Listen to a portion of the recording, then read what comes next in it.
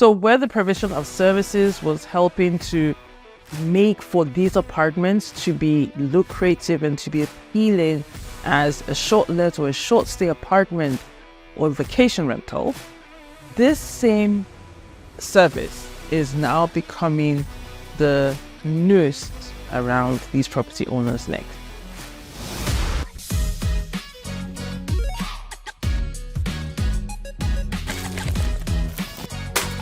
Since 2020, shortlets became a gold mine and a haven for property owners that were looking for how it is that they can increase their rental income, especially in Lagos, which had a high demand for tourism, visitors, and people who would generally come to town on business and would always be looking for a place to stay.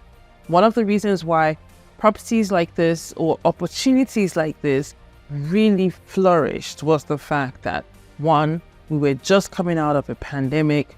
People were worried about the fact that hotels may not be up to par, up to standard with being able to keep up with the hygiene conditions that they would want to be affiliated with. And they would then turn to private individuals who were running these apartments as shortlets because they felt they were more personal. Another one of the reasons why people were turning to shortlets at that point in time was that shortlets gave them a bit more flexibility than hotels would. In a shortlet, you would be able to cook your food, you'd be able to have guests, you'd be able to do a whole lot more and have a whole lot more space to yourself than when it is that you were in a hotel. The question on every property owner's mind in 2023 is, are shortlets a viable option? Now, whilst I cannot sit here and tell you, do this, don't do this, go into this, don't go into this, what I can do is to help you who is trying to get started in that journey to understand what the challenges, what the opportunities, what the possible issues and benefits of you going in as a short-let owner would be. My name is Lerato Lekena-Okoro, and I am a realtor and property broker based in Lagos, Nigeria, where I help middle-income earners to invest in property and real estate with a view to creating the wealth that they so desire. Now let's get started on the topic. So if we start by assessing what it was that the short-let market came into the market to try to address or to solve for, it was the problem of giving clients options of not staying in hotels where they had limited flexibility, they had limited space, they had all these limitations. But coming to today, which is 2023, it would seem that those things that were actually created to serve as a solution to the general problem that hotels were having, that they are now becoming the pain of the short-let business operators or the short-let apartment operators. For power, we've seen an increase of up to 80% from what they were in early 2022. For diesel, we've seen an increase of up to 150% from what they were also in early 22 till now. We can also consider the price of the human capital, salaries of the people that actually are going to work in these apartments. Inflation has also caused for their own salaries to now be much more than what they used to be, all of which just adds on to the growing cost of operation. Also added into the equation would be prices of property. Acquisition costs have gone through the roof. If, for example, you were able to acquire a property that could work for short-let at a certain price in 2022, early 2022, if you're trying that now, you would be paying almost double the price then compared to now. So all of these things come into play when we're looking at the dynamics of how it is that short-letting can or should remain viable in present day.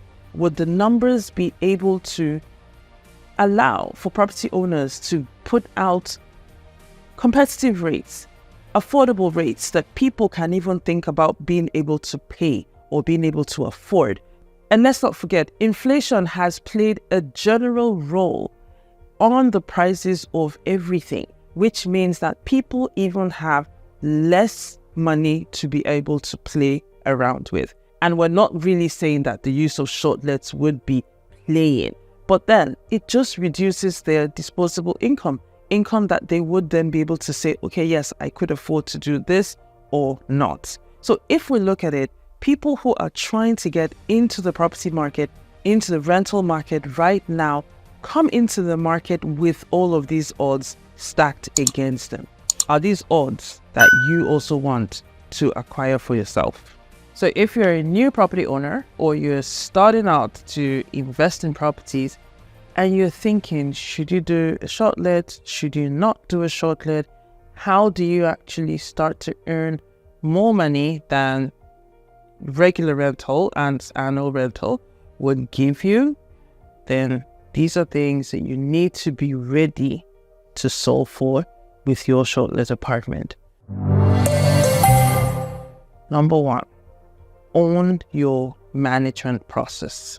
The management process would include everything that has to do with getting the clients, marketing, and operations, to include management in terms of facility and services. And if you're going to be able to, if you're going to want to have a fighting chance, you need to be able to own that part of the process, and you need to be able to define how it's going to work such that it is most economical to you.